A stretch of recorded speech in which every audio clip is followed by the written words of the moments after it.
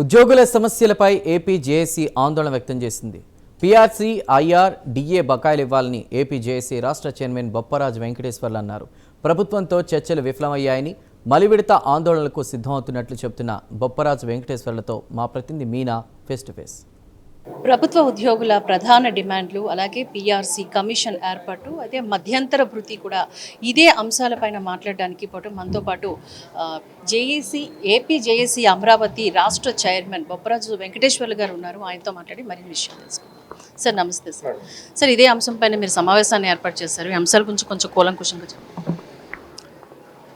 రాష్ట్ర ప్రభుత్వ ఉద్యోగులకి గత 3 సంవత్సరాల క్రితం నియమించాల్సినటువంటి పీఆర్సీ కమిషనర్ని ఈరోజు కూడా నియమించలేదు.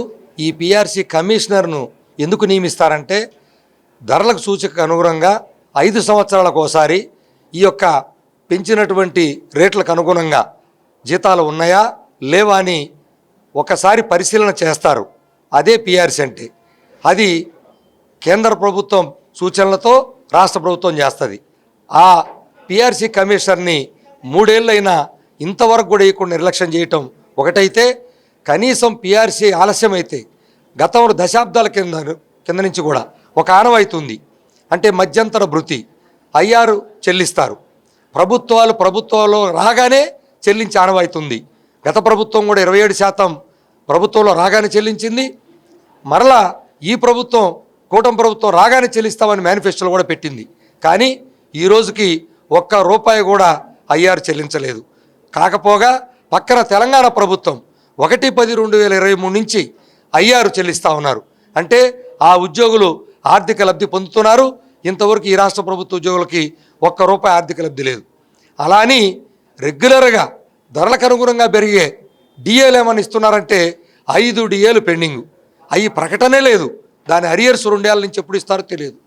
ఇప్పటికే గత 1/7/2018 నుంచి గత ప్రభుత్వంలో ఉన్నటువంటి డిఏల అరియర్స్ అన్ని పెండింగే, పీఆర్సీ అరియర్స్ అన్ని పెండింగే. ఆ ప్రభుత్వంలో 25,000 కోట్లు పెండింగ్ ఉంది. ఈ ప్రభుత్వం వచ్చినాక ₹1 కూడా బెనిఫిట్ లేదు, కేవలం జీతాలు తప్ప.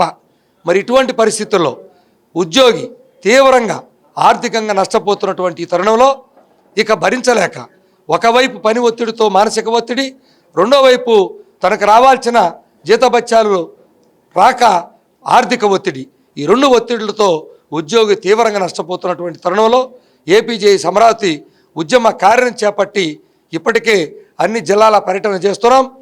12వ తారీఖు నెల ఆదివారం రోజు నుంచి శ్రీకాకుళంలో సిక్కోలు గర్జన పేరుతో మొట్టమొదటి ఉద్యమ సన్నద్ధమ సభ ప్రారంభిస్తున్నాం. అక్కడి నుంచి అనంతపురంలో అనంత గర్జన, అక్కడి నుంచి ఉమ్మడి జిల్లాలు మిగతా 11 జిల్లాలు పూర్తి చేసి ఉద్యమ నోటీసును కూడా గౌరవ సిఎస్ గారికి ఇవ్వడానికి సిద్ధమవుతా ఉన్నాం. సార్, పీఆర్సీ కమిషన్ ఏర్పాటుకి కానీ ఇప్పటి వరకు కూడా 3 సంవత్సరాలు కాలం గడిచిపోయింది. తర్వాత మీరు అంటే మీ తర్వాత నెక్స్ట్ కార్యాచరణ ఏమనుకుంటున్నారు ప్రభుత్వానికి? సమావేశాలు పూర్తి చేసుకొని ఉద్యమ నోటీస్ ఇచ్చిన తర్వాత అప్పుడు ఫైనల్ చేస్తాం. అతి త్వరలో ఒక సమావేశాన్ని కూడా నిర్వహించుకుంటాం. ఈ మధ్యలో జిల్లాల పర్యటన పూర్తి చేసుకుంటూనే ఈలోపు కలిసి వచ్చేటువంటి ఇతర సంఘాలు జేఏసీలు వాళ్ళని కలుపుకొని ఐక్య ఉద్యమాలకు కూడా సిద్ధమని చెప్పున్నాం. ఇప్పటికే ఏపీఎన్జిఓ జేఏసీ కూడా వాళ్ళు కూడా ఐక్య ఉద్యమాలకు సిద్ధమని వాళ్ళు కూడా ప్రకటించినటువంటి నేపథ్యంలో అందరం కలుసుకొనైనా సరే ఐక్య ఉద్యమాలకైనా సిద్ధం, లేదా ఏపీ జేఏసీ అమరావతి ఒంటరికైనా సరే ఈ యొక్క ఆర్థికపరమైనటువంటి ఉద్యోగి రావాల్సినటువంటి అన్నీ కూడా ప్రభుత్వం స్పష్టమైనటువంటి పారదర్శకంగా మాకు లెక్కలు చెబితే తప్ప మేము ఉద్యమాన్ని విరమించే ప్రసక్తే లేదు. ఉద్యమం మొదలుపెట్టిన తర్వాత అది ఎంతవరకైనా వెళ్తుంది. కాబట్టి ఆ పరిస్థితుల వల్ల ప్రజలకి అసౌకర్యం కలుగుతుంది. ఇప్పటికే ఉద్యోగులతో సమావేశాలు పెడుతుంటే పని ఒత్తిడితో వాళ్ళు భయపడిపోతున్నారు. మరి దీనికి అధికారులకు అసౌకర్యం కలుగుతుంది, లేదా ప్రభుత్వానికి అసౌకర్యం కలుగుతుంది. రేపు చేయబోయే ఉద్యమంతో ప్రజలకు అసౌకర్యం కలుగుతుంది. దానికి పూర్తి బాధ్యత ప్రభుత్వం వహించాలి. మా ఆర్థిక ఒత్తిడిని తగ్గించాల్సిన బాధ్యత తన రాష్ట్ర ప్రభుత్వ ఉద్యోగులకి న్యాయం చేయాల్సిన బాధ్యత రాష్ట్ర ప్రభుత్వానిది. ప్రధాన డిమాండ్లు అవే అంటారు. ప్రధానంగా పీఆర్సీ కమిషన్ తక్షణమే నియమించాలి, ఐఆర్ని వెంటనే ప్రకటించాలి. ఈ 3 సంవత్సరాలుగా మేము కోల్పోతున్నటువంటి ఏదైతే ఈ ఐఆర్ని ఇప్పటికే ఇవ్వలేదో దానికి సమాధానం చెప్పాలి. పెండింగ్ డిఏలు 5 డిఏల ప్రకటన తక్షణమే చేయాలి. అదేవిధంగా ఎంప్లాయీస్ హెల్త్ కార్డు ఏదైతే పూర్తి స్థాయిలో పనికి రాకుండా పోయిందో దాన్ని పనికొచ్చే విధంగా తయారు చేయాలి. అదేవిధంగా రిటైర్డ్ ఎంప్లాయీస్కి అడిషనల్ క్వాంటమ్ ఆఫ్ పెన్షన్ని ఏదైతే గత ప్రభుత్వం రద్దు చేయబడిందో, ఏదైతే తగ్గించబడిందో దాన్ని తిరిగి పునరుద్ధరణ చేయాలి. కాంట్రాక్ట్ ఎంప్లాయీస్ రెగ్యులర్ చేయాలి. అవుట్సోర్సింగ్ ఉద్యోగుల సంక్షేమ పథకాలు, వాళ్ళ జీతభత్యాలు పెంచాలి. ఇదే విధంగా అనేక పథకాలు ఏదైతే ఉన్నాయో ప్రభుత్వం మాతో సమానంగా పనిచేస్తున్నటువంటి అవుట్సోర్సింగ్ ఉద్యోగులకి సంక్షేమ పథకాలను వర్తింపజేయాలి.